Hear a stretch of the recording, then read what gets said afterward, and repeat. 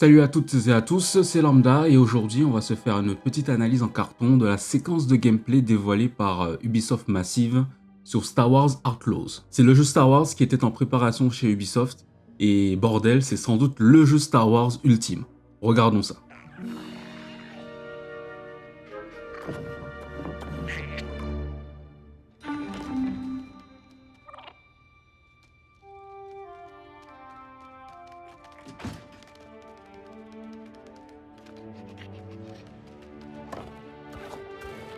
Good boy. I want that fighter stripped for parts by tomorrow. On it. All right, Nix. Let's go get paid.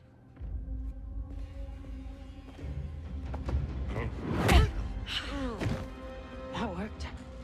Ça commence par une phase d'infiltration et on voit déjà que le personnage qu'on incarne, Kay Vess, elle n'est pas une Jedi et se débrouille avec les moyens du bord et son compagnon Nix pour avancer.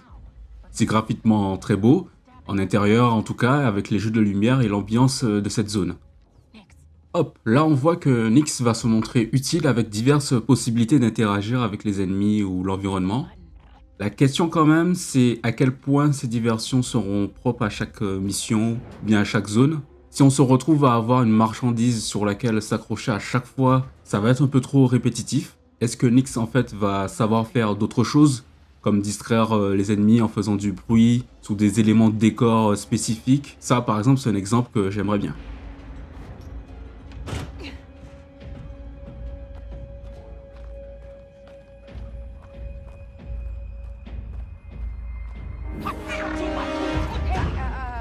I was just leaving. Plutôt intéressant de noter la localisation des dégâts et l'ennemi qui réagit spécifiquement là où il a été touché, en particulier dans les jambes où on ne voit pas souvent ça hors de jeux de zombies. Ici on va voir que Kai utilise du coup des mods pour son blaster. Intéressant de savoir si d'autres armes seront modables avec soit les mêmes mods en fait qu'on utilise pour le blaster ou d'autres un peu plus spécifiques pour certains types d'armes. Nix va être aussi utile pour récupérer des éléments pendant les phases de combat, comme des armes et des soins. This is getting bad.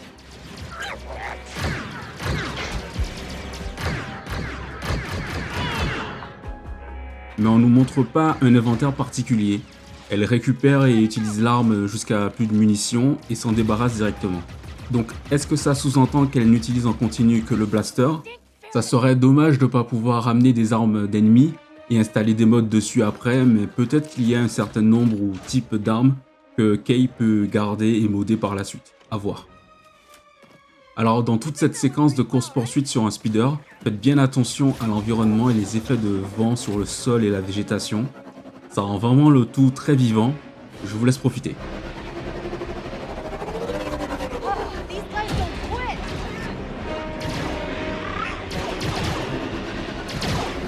Hang on. Là on a du coup une séquence de gunfight à la Red Dead avec un certain nombre de tirs en slow-mo pour se débarrasser des ennemis un peu en son ombre. Donc est-ce que c'est propre au moment sur Speeder parce que la séquence d'avant on n'a pas vu ces éléments apparaître sur le blaster, donc est-ce qu'elle peut les utiliser même à pied? Ça reste à voir. Waiting for you at Jauntus Hope. Were you seen? I said I got it. What else matters? Should I assume we won't be working for the Pikes anytime soon? Well, they'll probably forgive me. Comforting. Peut-être qu'un détail pour certains, mais de voir qu'il y a d'autres véhicules que l'on peut croiser sur son trajet, moi je trouve ça cool. À savoir si on peut les utiliser et qu'on ne retranche rien en fait dans les possibilités avec le blaster dessus.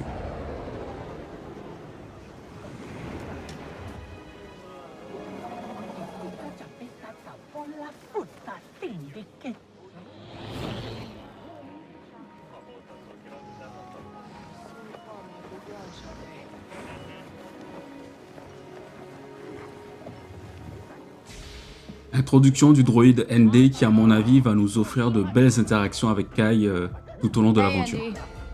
You're late, Kay. Doc is waiting. What? Are you worried? No. Okay. No petit Troy. What? Be careful. Donka's a broker, not a friend. She can't be trusted. Who can out here? See you back at the ship.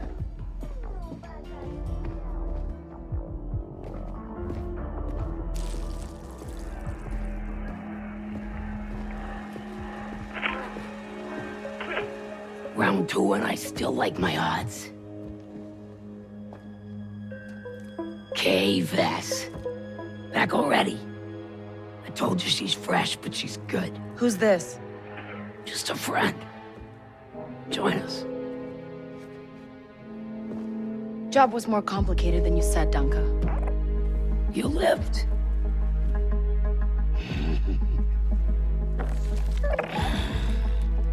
Hey, these aren't toys. They're investments.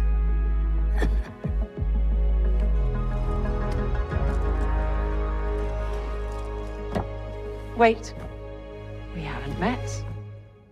Don't really know many of you. Stealing illegal contraband, running with syndicates. I could say you're a threat to the Empire. But I won't have to, if you're smart.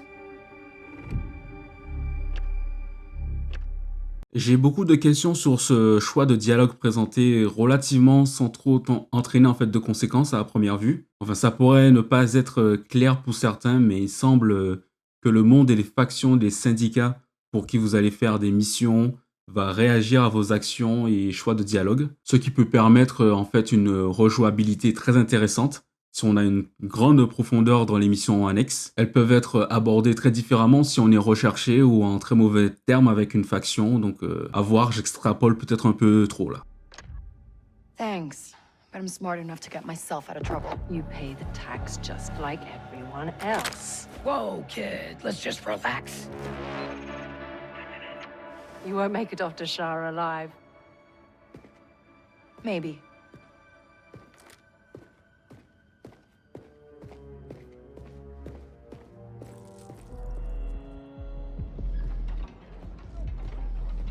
All troopers, we have reports of a fugitive in Jaunter's Hope. Move to apprehend. En tout cas, l'Empire apparaît comme un système de police qui du coup rapplique automatiquement dans la zone où on est recherché. I told you not to trust her. Mais on nous laisse quand même visiblement le temps de prévoir une échappatoire. Là, c'est assez pratique, le vaisseau est juste à côté. Mais dans d'autres cas, je me demande comment les Stormtroopers se comporteront et si les habitants seront actifs également d'une manière ou d'une autre, en fonction également du niveau d'alerte. Là, on voit qu'on est à 3 sur 6. Donc, le niveau maximal, qu'est-ce que ça pourrait donner? Qu'est-ce que l'Empire déploierait? À voir. Not the first time we've outrun the Empire.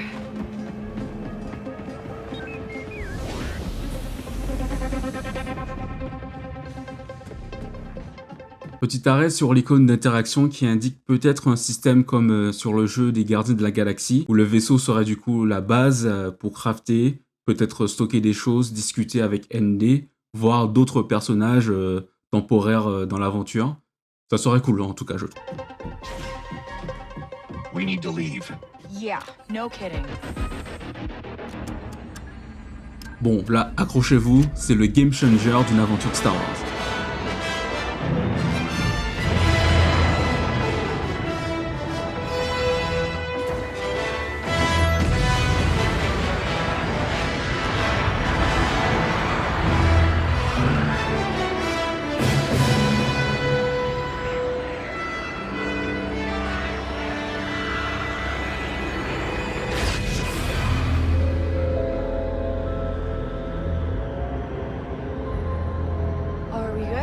Je pense malgré tout que c'est un peu trop tôt pour nous montrer ce passage sans utiliser en fait les nuages pour masquer des potentiels défauts, mais la promesse en tout cas elle est là et elle fait rêver. Hein. La séquence de combat en vaisseau m'a l'air un poil rigide, mais de composer avec les éléments flottants dans l'espace, qu'ils soient détruits ou non en fait, me fait rêver. Personnellement, c'est une promesse de fou, j'espère qu'ils arriveront à la tenir.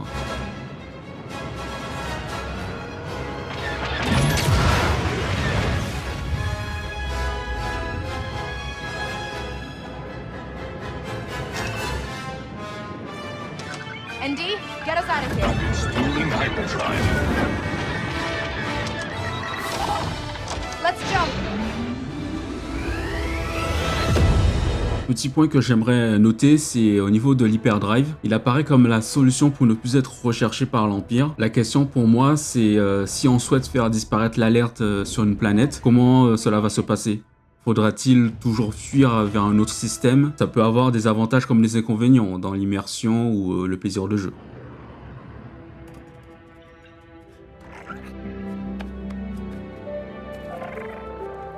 Hey. Got your new toy. So, where do we go next? Anywhere we want. Voilà en tout cas pour cet arrêt sur image sur la démo de gameplay officielle de Star Wars Outlaw. J'ai déjà hâte d'y jouer vraiment l'année prochaine, si pas de report, mais même s'il y en a un, qu'ils prennent leur temps pour tenir toutes les promesses qu'ils nous ont présentées. Je vous laisse donc avec les différents mondes que l'on explorera dans le jeu. Ciao!